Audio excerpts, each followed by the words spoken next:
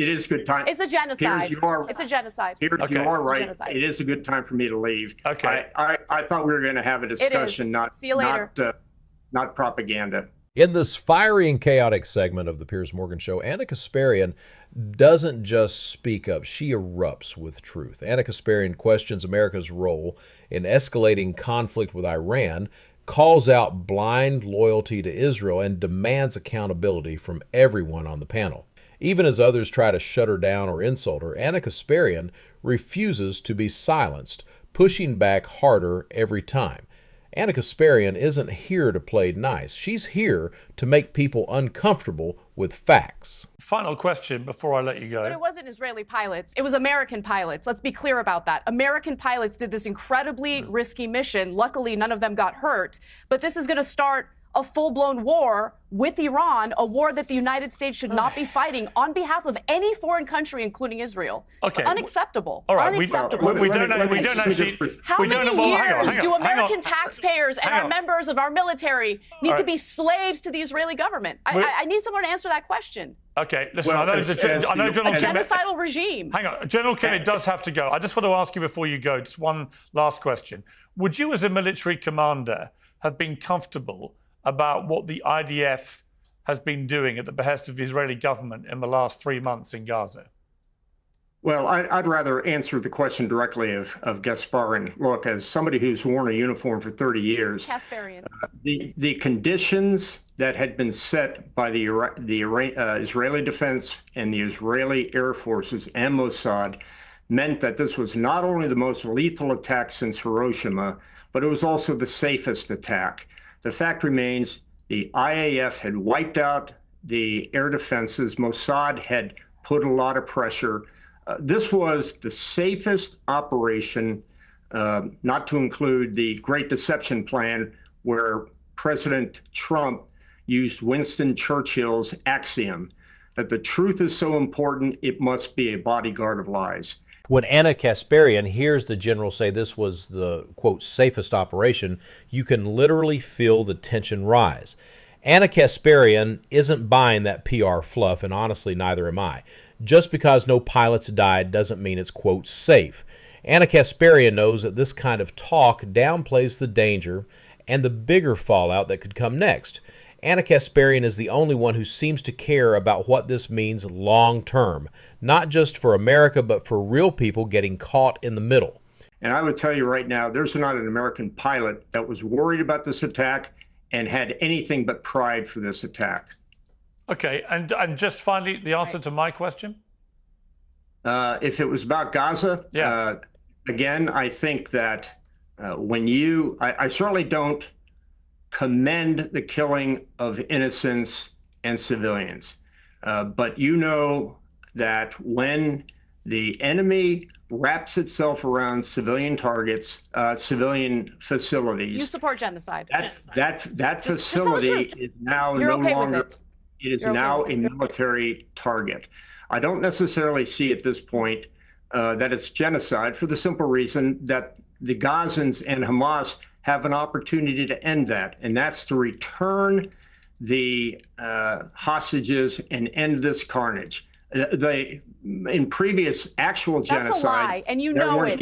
You know it. They're shooting and killing civilians at humanitarian aid hubs, dozens of them on a daily basis. Literal children are getting shot in the face. Right, Piers. It is a good time. It's a genocide. Piers, it's a genocide. Piers, Okay. you are right. Genocide. It is a good time for me to leave. Okay. I thought we were going to have a discussion, See you later.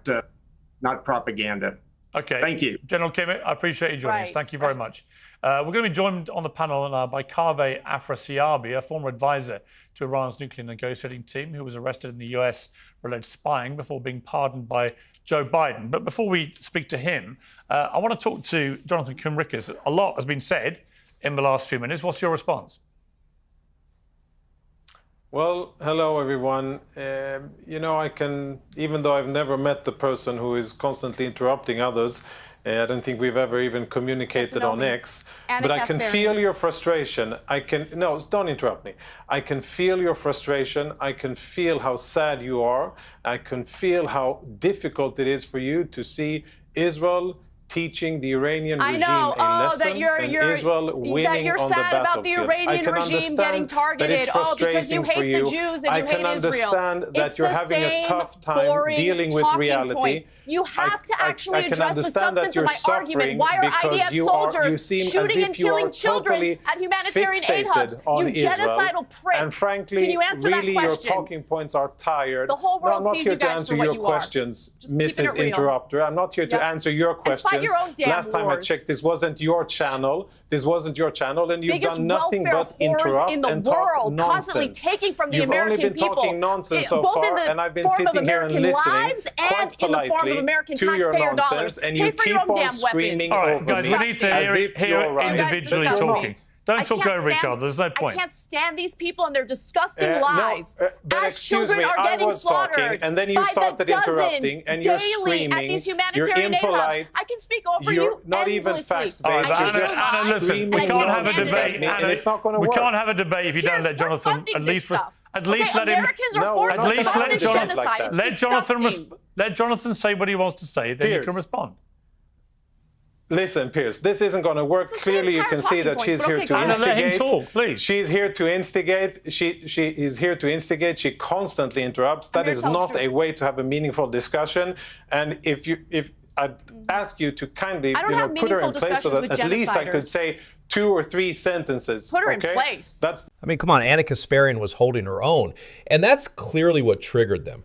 Ana Kasparian stood her ground, made her points, and didn't flinch. And now suddenly she's being too loud or too aggressive?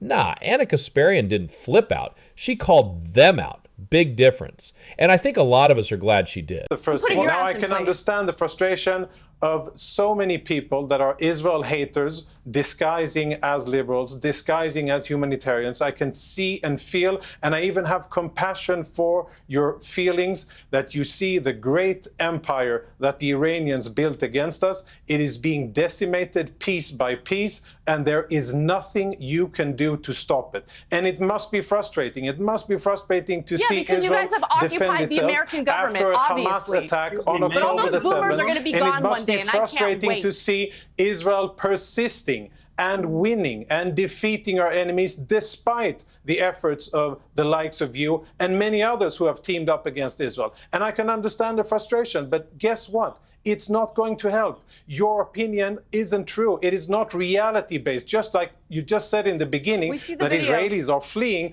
On the contrary, Israelis are lining up, and there's actually a national airlift to get home. There's an Israeli national airlift to get Israelis home from all over the world, from Greece and from Cyprus, so that they can come home to be with their families as Israel is being attacked. Go back to Israel. Put your uniforms on. All right, I'm now going to go. I'm going to bring in Dinesh here, and I would appreciate if everyone just let each other talk. Otherwise, the viewers can't hear a damn thing. Dinesh, thank you for your patience in waiting so long to speak. First of all, what is your... I mean, look, there's a lot of speculation about what Donald Trump may do next. I happen to think that he is instinctively anti-war. I don't think there's any chance he wants to put any boots on the ground here. I think if he can make it one and done with the strikes that he ordered, I think he would be happy with that, as he was with the strikes against Syria, against Soleimani, against Baghdadi. You know, he's a guy who likes to go in, targeted, and out. I don't think he wants any kind of prolonged war. However, once you do something like Trump ordered at the weekend, it can be out of your hands. It really depends how... From start to finish, Ana Kasparian owned this debate. Even while being interrupted, mocked, and dismissed, Ana Kasparian kept the spotlight on what matters: truth, accountability, and real human lives. She didn't just hold her ground, she raised the stakes. Ana Kasparian may have left the panel early, but she left a message no one on that stage could silence.